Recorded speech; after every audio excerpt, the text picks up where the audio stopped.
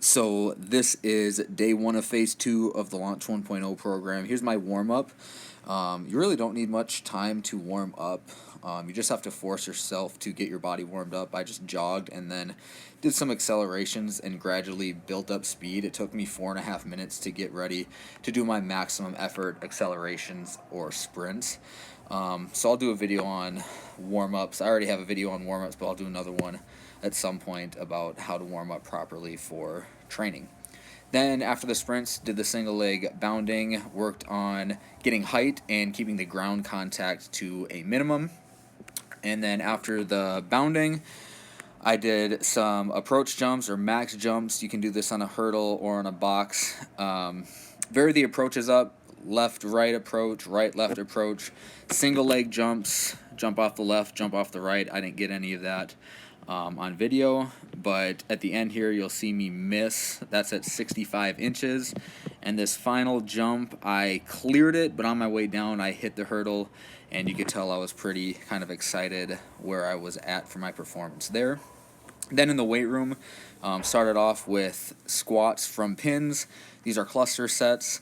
I take about 30 to 45 seconds in between clusters. The pins are set to somewhat of a relatively high setting, so it's not a full depth squat. Also, when you do these pin squats, make sure you're stopping at the pins and you're not bouncing the bar off the pin, so it's you're squatting from a dead stop every single rep. Move the bar fast. Like I said, take 30 to 45 seconds of rest in between the clusters, and then full recovery in between sets. So what I like to do during the resting between the clusters, just go get some water, make sure my shoes are tied, hang out, catch my breath, and then be ready to go. If you take too much time of rest between clusters, that kind of defeats the purpose of clusters. But if you don't take enough time of cluster sets, your bar speed is going to slow down, and that also kind of defeats the purpose of clusters. So make sure it's good reps when you're doing those squats there. And then this is sped up, the rest of it, so it's not too long, but moved on to step-ups with a moderate load. I think those are 80s I'm holding, and that's going to be paired up with RDLs, also at a moderate load. Move it well.